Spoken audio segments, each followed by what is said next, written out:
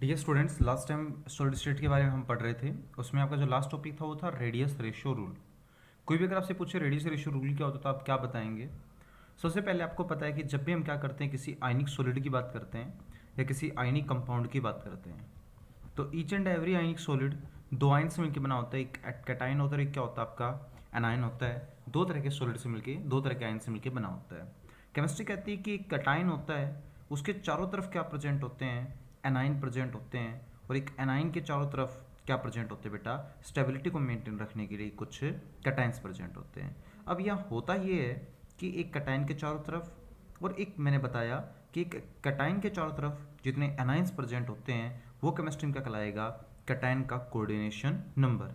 और एक एनाइन के चारों तरफ जितने कैटाइन प्रेजेंट होते हैं वो क्या कहलाएगा? एनाइन का कोऑर्डिनेशन नंबर। कोई भी अगर तुमसे पूछे कि बताओ कैटाइन का कोऑर्डिनेशन नंबर कितना है, तो आप देख रहे होंगे कि सर कैटाइन के चारों तरफ 1 2 3 4 5 एनाइन प्रेजेंट है, तो इट्स कोऑर्डिनेशन नंबर इज 5। और बेटा इस एनाइन के चारों तरफ भी क्या प्रेजेंट है? 5 ही एनाइन प्रेजेंट है, जिसका कोऑर्डिनेशन नंबर कितना होगा? 5।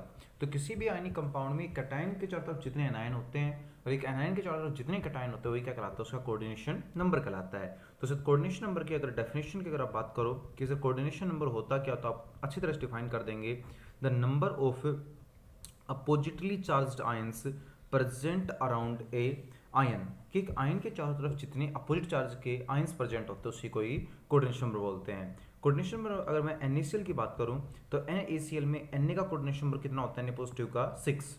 इसका मतलब है कि एक Na पॉजिटिव के चारों तरफ 6 Cl नेगेटिव होते हैं और Cl नेगेटिव का कोऑर्डिनेशन नंबर भी कितना होता है? 6। इसका मतलब ये हो गया कि एक Cl नेगेटिव के चारों तरफ भी कितने Na पॉजिटिव होते हैं? 6 Na पॉजिटिव होते हैं। दूसरी तरफ अगर मैं बात करूं किसके बेटा? सीजियम क्लोराइड की बात करूं तो सीजियम क्लोराइड में क्या होता है? सीजियम पॉजिटिव क्या होता है? Chloride positive. सीजियम के चारों तरफ भी कितने होते हैं? 8 क्लोरीन, और क्लोरीन के चारों तरफ भी कितने होते हैं? 8 सीजियम। तो इसका कोऑर्डिनेशन नंबर कितना होगा?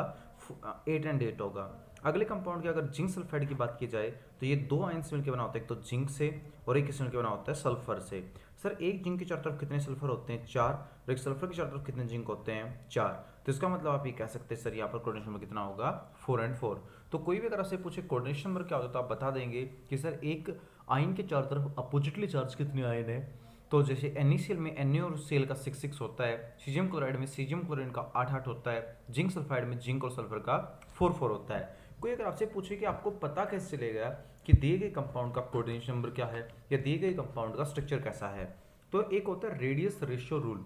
उसके हेल्प से हम क्या कर सकते हैं?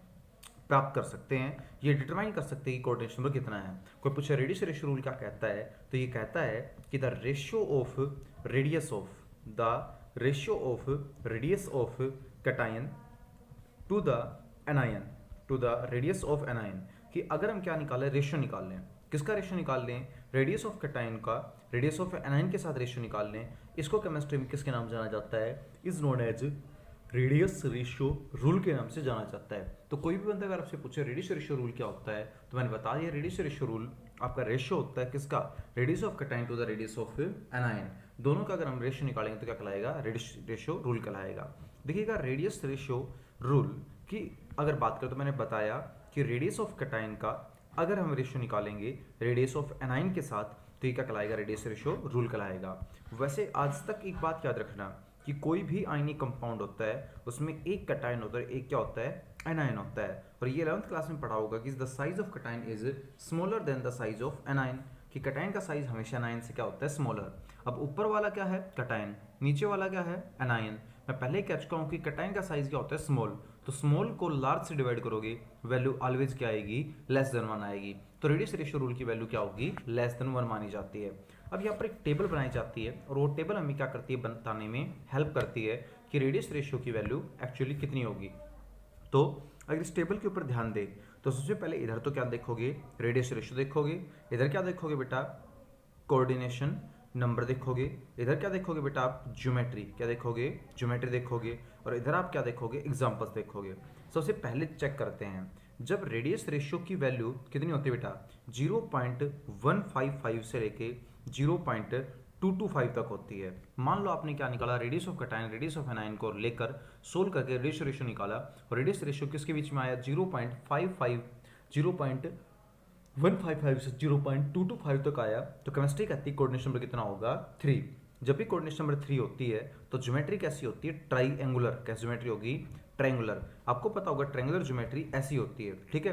बीच में तो क्या आ जाएगा, कैटायन, और चारों तरफ 3 क्या आ जाएंगे आपके पास, एनायन आ जाएंगे। तो ये आपके पास क्या होगा बेटा, यहाँ रेडियस रेशियो की वैल्यू होगी। तो जब भी हमारे पास रेडियस रेशियो की वैल्यू अगर इसके बीच में लाई करे तो मैंने बता दिया कोऑर्डिनेशन नंबर कितना होगा 3, ज्योमेट्री कैसी होगी, ट्रायंगुलर। और एग्जांपल्स की बात करो तो B2O3 क्या होता है, इसका एग्जांपल होता है। B2O3 का कोऑर्डिनेशन नंबर कितना होता है, 3 होता है।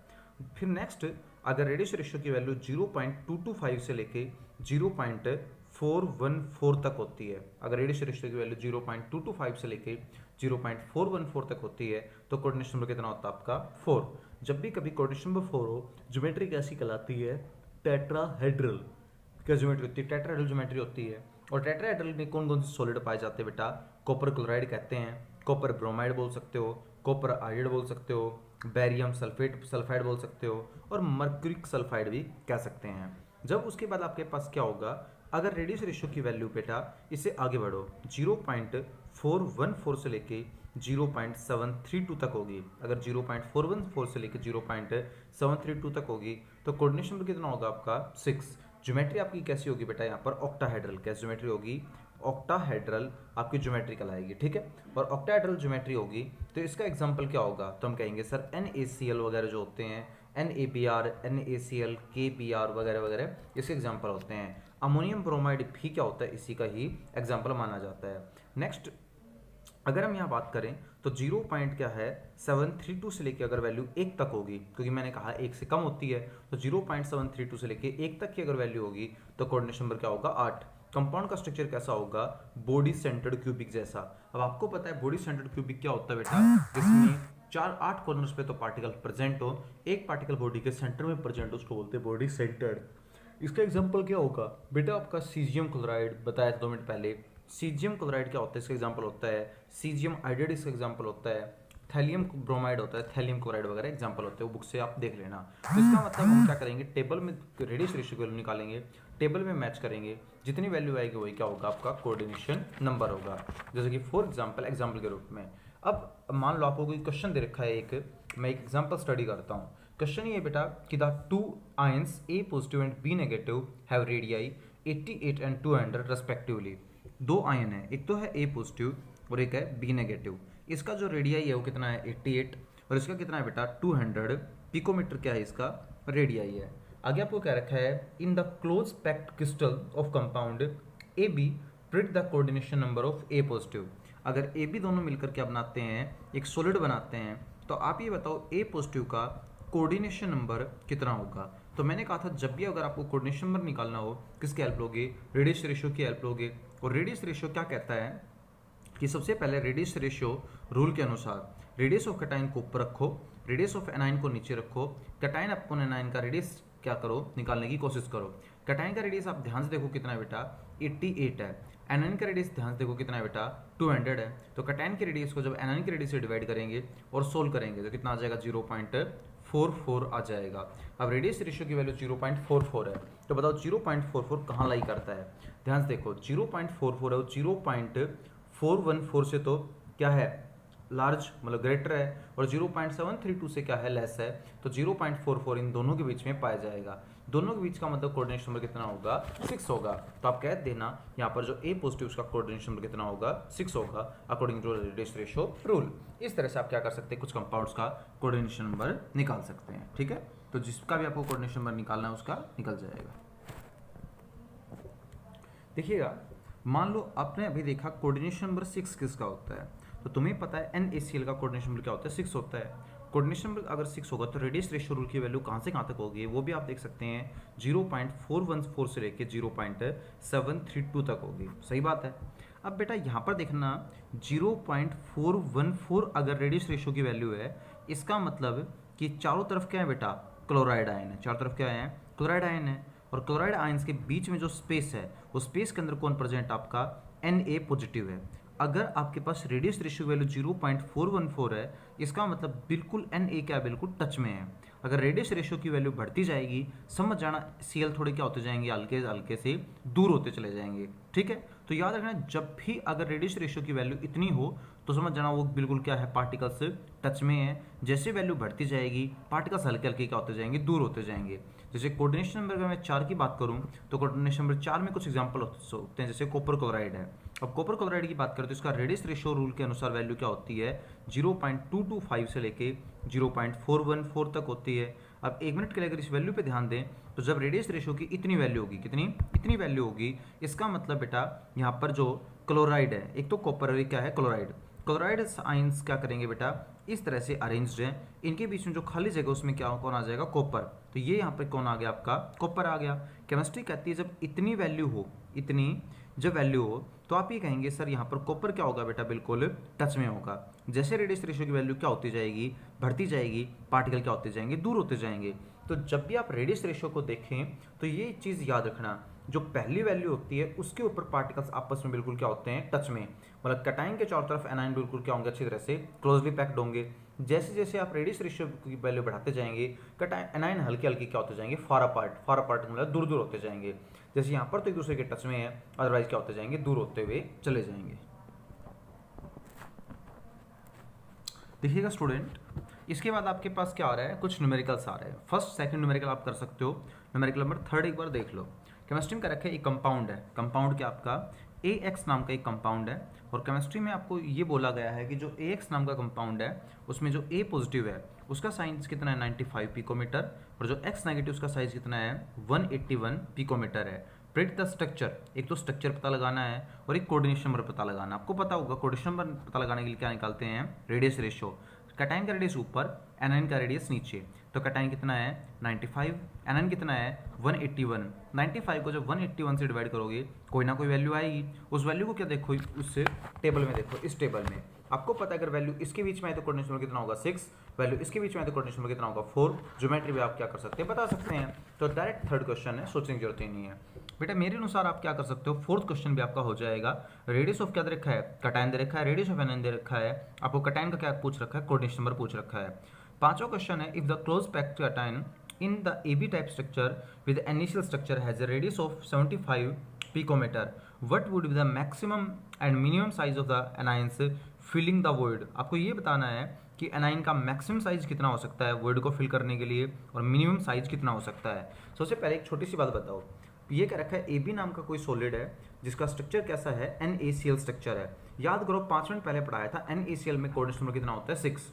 जब कोऑर्डिनेशन नंबर 6 हो, जब कोऑर्डिनेशन नंबर क्या हो आपका 6 हो, तो आप क्या बताएंगे, जब भी कोऑर्डिनेशन नंबर बेटा 6 हो तो आपको पता है रेडियस रेशियो की वैल्यू कितनी होती है। टेबल देखो 0.414 से लेके 0.732 तक होती है। ये भी हो सकती है, ये भी वैल्यू हो सकती है। रेडियस रेशियो का फॉर्मूला क्या होता है, radius of कटाइन radius of A9. ठीक है, अगर इतनी वैल्यू ले लो एक बार, क्योंकि हमें तो नहीं पता ना, कोऑर्डिनेशन नंबर 6 है तो दोनों में से कोई भी वैल्यू हो सकती है, इनके बीच में भी हो सकती है। एक बार इतनी वैल्यू ले लो और एक बार क्या ले लो बेटा, ये वाली तुम क्या कर लो, वैल्यू ले लो। वैल्यू ले लोगे, कटाइन की वैल्यू यहाँ पुट करो और एनाइन निकालने की कोशिश करो, निकालोगे। एक बार एनाइन का साइज इधर आएगा और एक बार एनाइन का साइज इधर आएगा। अब क्वेश्चन में देखो क्या पूछा है, what would be the maximum and minimum size of anion filling the void. आप ये बताओ कि एनाइन का मैक्सिमम साइज कौन सा होगा और मिनिमम साइज कौन सा होगा। तो जो ये आएगा ये तो क्या हो जाएगा मैक्सिमम साइज, और ये आएगा ये क्या हो जाएगा मिनिमम साइज। आपसे पूछा था कि जब किसी कंपाउंड AB है उसका NaCl स्ट्रक्चर होता है, और अगर रेडियस का कटाइन कितना, रेडियस का साइज, कटाइन का रेडियस दे रखा है 75 पिकोमीटर, तो एनाइन का मैक्सिमम साइज क्या हो सकता है, और बेटा आपका एनाइन का जो है वो मिनिमम साइज कितना हो सकता है। तो आपको पता है NaCl का कोऑर्डिनेशन नंबर होता है 6, कोऑर्डिनेशन नंबर 6 है तो रेडियस रेशियो की वैल्यू इतनी होगी। एक बार ये क्या लो, लोअर लिमिट लो, एक बार क्या लो बेटा रेडियस रेशियो में अपर लिमिट लो, दोनों को पुट करके एनाइन का रेडियस निकाल लो, एक मिनिमम आ जाएगा और एक क्या आ जाएगा आपके पास मैक्सिमम आ जाएगा।